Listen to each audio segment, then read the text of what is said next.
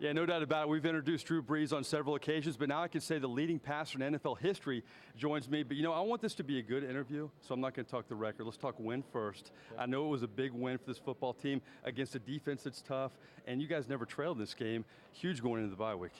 Yeah, it was. Listen, Monday Night Football at home. We feel like we're on the cusp. I feel like we've continued to improve each and every week, and just felt like we wanted to continue to take another step forward tonight. And no better way to do it, Monday Night Football in front of our home fans, playing against a very quality opponent, and especially the way this game ended last year with these guys. We felt like, in the beginning of that game, they were more physical than us last year, and so we needed to, make sure we came out and made our presence felt. And we scored on our first 4 drives, right? Yeah. And so that's obviously huge. So many ways that you could have broken the record, but you do it with a 62-yard touchdown pass. I mean, nice job, flair for the dramatic. Nice work on your part. Yeah, listen, that was, I'd say, probably the most stressful part about this is just, obviously hoping that this would happen, and but then at what point in the game is this happening? Yeah. I mean, just knowing the way it went down to the wire with these guys last year. Hey, this is going to be a tight game, and you don't want to kill momentum and all those things. But for it to happen on a 2-minute drive, long pass like that, and actually give you a chance to soak it in and enjoy it with the fans and enjoy it with my family and just my teammates was great. Your boys are here with you. We've done so many interviews about your career and your family, and I know you wanted your boys to remember you playing.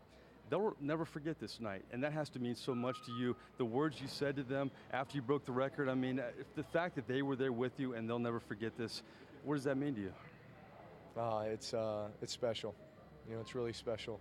I think the greatest responsibility in the world is being a father, and I love the game of football.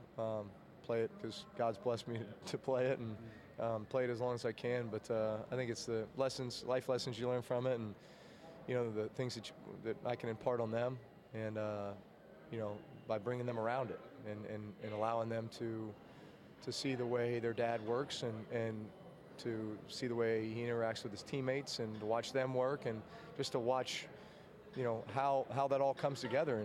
And I just think that's why football is one of the greatest sports in regards to learning those life lessons, and certainly try to impart that on them at every chance I get.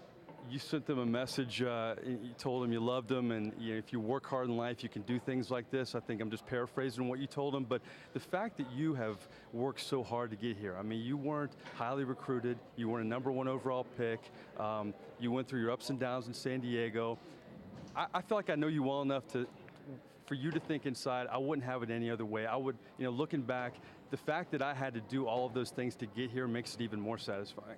It is, and there's so many people along the way that helped pave the way for me. There's so many people I owe a ton of gratitude to, and I'm just so grateful for this opportunity, and I hope all those people know just how thankful I am for their influence in my life. And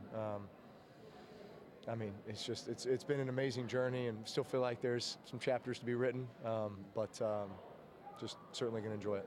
Archie Manning, I heard, sent you a text, not talking about the record, but just congratulating you on a great career. I know you've heard from a lot of people this week. Was there a message or anybody that reached out that may have surprised you at all? Well, I've got 100, probably 200 on my phone right now I need to get through, but there's listen, it was hard because this week they're all reaching out, and it's like, it hasn't happened yet. Be patient. We're just trying to lock in and focus on staying in the moment, just stay in the moment. Take some time this week to thank a lot of people. There were 73,000 fans here. That was the attendance. I got a feeling one day there's going to be over 140,000 people that are going to say they were here tonight. I mean, it's one of those nights in New Orleans where so many people wanted to be a part of it, and that has to mean so much to you. Yeah, it does. Listen, last 13 years, think about all the, big events, the big, moments that have occurred in this dome, going back to Gleason's block punt, right? The reopening of the dome Monday Night Football in 2006, and, to so many other great moments to this Monday night, and hopefully we've got quite a few left, but just enjoy these one at a time, absolutely. Which one of these stats is the most impressive to you? Your record, over 41 miles, 184,000 po' boys, 317 Superdomes, 80 French quarters. That puts it in perspective. Yeah. I mean, you've thrown like a long, long way. What do you think? The po' boy one sounds cool because Yeah, like that? that was a lot of po' boys. Yeah, I don't know who came up with those, but that was creative. Pretty good, huh? Yeah. Just a few more, I'll get you out of here. Peyton Manning left you a message, and I saw you got a kick out of that. You never know what you're going to get from Peyton Manning, but I know you've been linked to him for so long. You looked up to him when you were at Purdue. I mean, to break a record of a quarterback you looked up to, and he's done so much in the game, what does that mean? Well, listen, I feel like I'm part of his generation of quarterbacks, and yet he was always the benchmark, right? You know, I mean, he was the guy paving the way. He was the one who you just felt like if he played long enough, he was going to own all these records. But not only that, just his, he was such a winner, you know, and brought the best out of everybody that he played with. So certainly a ton of admiration and respect there with him. And yeah, we go way back. You know, he was drafted to the Colts in '98. I was an hour down the road at Purdue. Yeah. So I had the chance to go and watch him play early in his career in Indy, to meet him, to meet the family. And obviously, little did we know that, you know, at some point we'll play against him in a Super Bowl, and then obviously have these moments. So it's amazing how that all comes together. Final question. You can bring your boys in here if you want. They're well behaved over there, by the way. They're behaving well. Come on, guys. Stand in the front here.